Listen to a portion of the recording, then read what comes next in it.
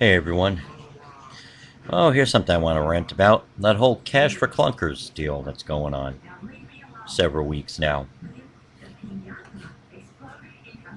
A lot of problems, a lot of bad things with it, and I'll tell you why. First of all, there's been a lot of things in the news lately.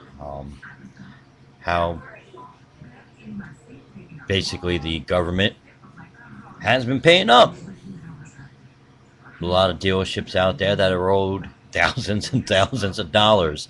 They took in all these cars and basically they front the money off the price of the car, waiting for the government to send them, the money. Hasn't happened for a lot of dealerships across the country. Don't know why. Apparently, all these billions of dollars are there for it, but apparently no one's getting their checks. A couple more problems with it. Rules keep changing, like the list of cars that are acceptable and not acceptable keep changing. A couple weeks ago, there were cars on the list you were able to trade in that you can't now. There were cars on the list that you were able to get $4,500 for that maybe this week you can't get as much. There were cars on the list that were approved cars that you can buy that aren't on the list now. There was apparently, within the past week or two, 19 different changes that were done to the list alone. Why? How is it a car was considered a gas guzzler 4 weeks ago, but now it's not? Or you were able to buy this car now because it was fuel efficient, but all of a sudden it's not fuel efficient enough. What gives? Did the engine mysteriously change overnight? Did they redesign things? Quite personally, I think, especially if you've looked at the list and the changes, what they're doing is certain car dealerships, certain like car makes are getting more sales than others, so they're changing the list around to force people to buy from other makes. And then you read everything in the paper how, the recession is almost over and things are getting better with the economy because car sales are on the rise. Well, no shit, Sherlock. You're throwing money in people's face to come down and get a car. More than they normally get with these other pitiful rebates and other promotions for qualified buyers. So of course car sales are up now. But now when this program eventually ends, what do you think's going to happen to the car sales? Maybe they'll go, basically. That's basically what's going to happen. Another thing that I do not like about this whole promotion deal going on. Part of the requirements are they have to destroy the engines. They do this by draining the oil out. They fill the engine with sodium silicate. They start the engine.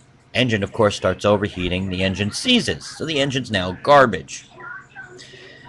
This is to make sure that the engines aren't resold again in junkyard. So what you're doing, of course, is you're also going to be taking away from people that can't afford new cars. That there's a lot of articles lately also about how used car dealerships are suffering because there's going to be less cars at the auctions for them to buy because they want everyone to buy a new car. What it comes down to is if you're not rich enough to afford a new car, you shouldn't be driving at all. You're going to destroy all these cars, and when you see pictures of them even, some of them really aren't that old. You might have some, especially SUVs. Of course, they're on the top 10 list of vehicles being traded in are SUVs because of the mileage and such. But you have people trading in cars, say 7 years old, 8 years old, to get additional money off of a newer vehicle. Okay, well, you have, say, someone just starting out, getting married, starting out, can't afford to buy a brand new car. Well, your options are going to start getting limited because there's going to be less used cars out there.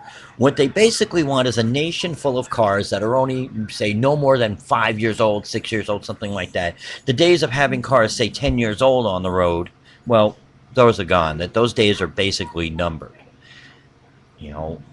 Plus the engines. They have to destroy these engines. So, say I have a car.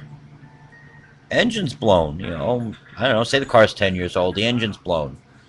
Now I'm going to have a tougher time going to a junkyard to find another engine to put in there. Looks like I'm either going to be forced to walk or try to find a way to buy one of these affordable 20-something thousand dollar cars.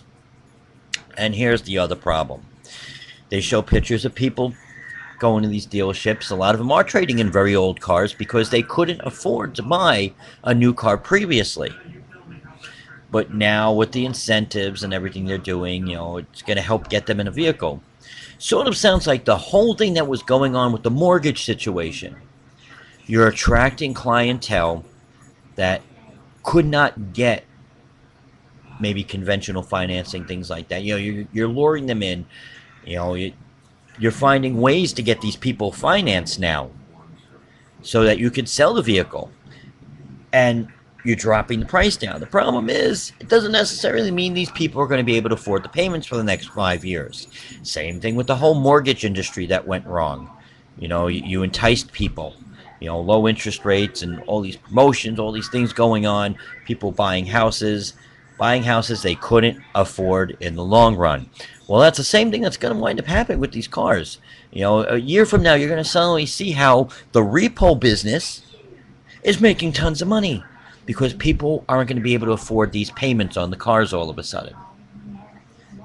And another thing that they're doing, too.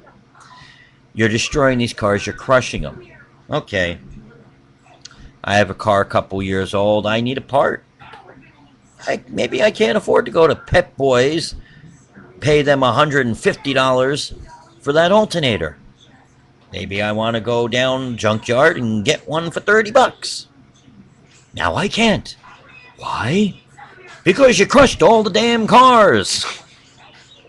Sort of puts the screws to everyone, no matter which way you look at it. In theory and on paper, it sounded like a great idea. They want to get gas-guzzling cars off the road so people buy fuel-efficient ones, which is still a big crock anyway, because you look at some of these things, they want you to go into these hybrids. A lot of these hybrids cost several $1,000s more than the non-hybrid models. Or look at something like the Chevy Volt that they're coming out with. Who the hell wants to spend $40,000 for a car that's probably a little bit bigger than the Chevy Cavalier? Not me. Never. And as for the cash for clunkers, I don't know. Government and the press and the media are all going to say it's a success.